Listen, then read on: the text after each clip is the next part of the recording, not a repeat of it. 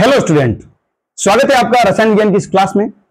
Student, आज की इस क्लास में हम एक्स किरणों के बारे में अध्ययन करने वाले हैं। तो हमारा टॉपिक होगा स्टूडेंट एक्स किरणें।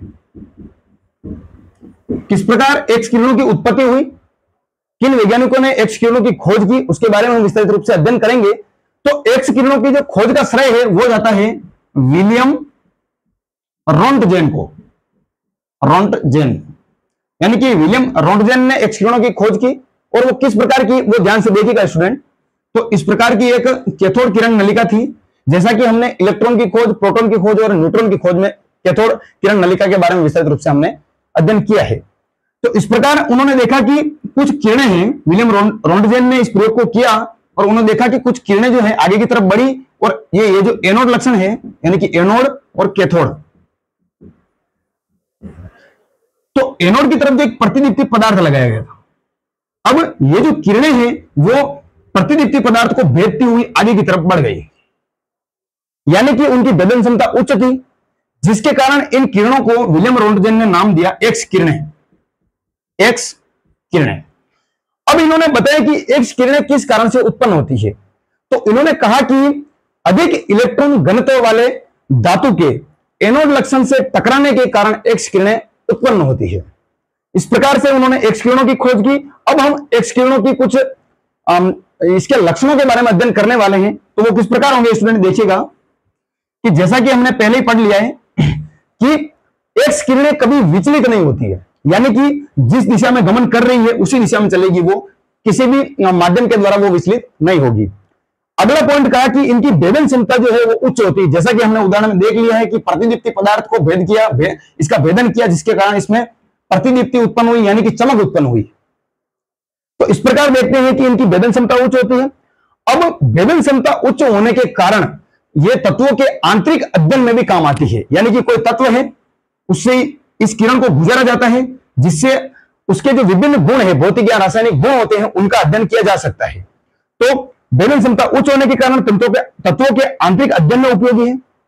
अगला पॉइंट है कि इनकी तरंग दैर्ध्य होती है, यानी कि वेवलेंथ, तरंग दैर्ध्य कम होती है। कितनी होती है? 0.1 नैनोमीटर, यानी कि सबसे कम इनकी तरंग दैर्ध्य होती है।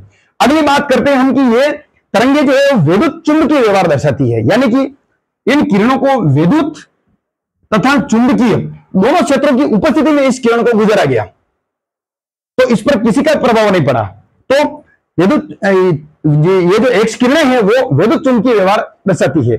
उसके बाद अगला पॉइंट है हमारा कि ये जो किरणें हैं, एक्स किरणें, इन किरणों का सबसे महत्वपूर्ण गुण यह था कि इनकी जो विकिरण ऊर्जा होती है वो उच्च होती है, यानी कि विकिरण ऊर्जा हाई होती है। इसी के साथ हम एक्स किरणों की खोज के बारे में हमने अध्ययन किया। अब हम इसके कुछ नोट के बारे में लिखेंगे जिससे आपको एग्जाम में आसानी हो।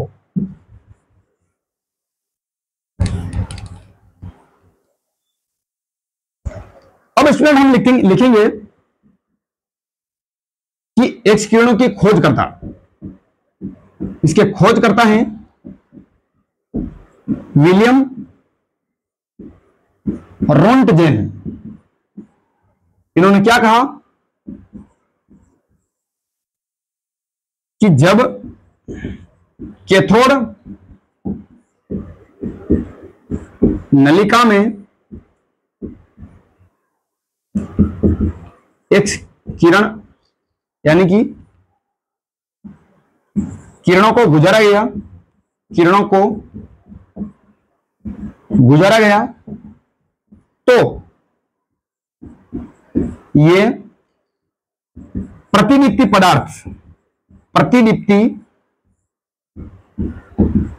पदार्थ को इन्होंने भेद दिया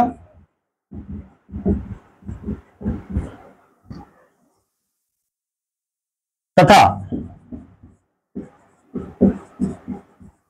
प्रतिदीप्ति पदार्थ में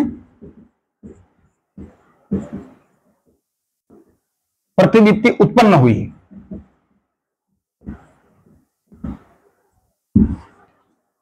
अर्थात इनकी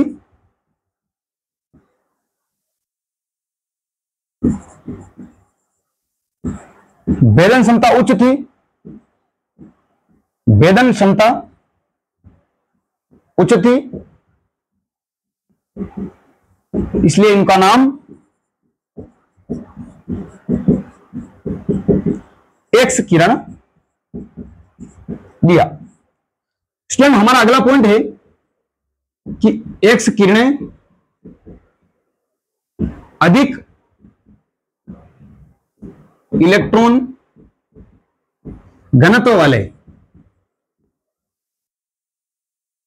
धातु के एनोड लक्षण के टकराने से उत्पन्न होती हैं। स्टूडेंट हमारा अगला पॉइंट है कि एक्स किरणों के गुण, एक्स किरणों के गुण। हमारे पास सबसे पहला गुण होगा कि ये विचलित नहीं होती है, विचलित नहीं होती है। अगला पॉइंट है हमारे पास, इनकी वेदन क्षमता उच्च होती है, वेदन क्षमता उच्च, इसलिए तत्वों के आंतरिक अध्ययन में काम आती है। तत्वों के आंतरिक अध्ययन में। उसके बाद इनकी तरंग दैर्ध्य कम होती है। अगला पॉइंट है हमारे पास, ये विद्युत चुंबकीय व्यवहार दर्शाती है। उसके बाद अगला पॉइंट है हमारे पास, इनकी विकिरण ऊर्जा उच्च होती है। इस प्रकार स्टूडेंट हमने एक्स किरणों की खोज के बारे में विस्तारित रूप से अध्ययन किया। इसी प्रकार की और क्लासें देखने के लिए हमारे चैनल को लाइक, सब्सक्राइब और शेयर जरूर करें। धन्यवाद।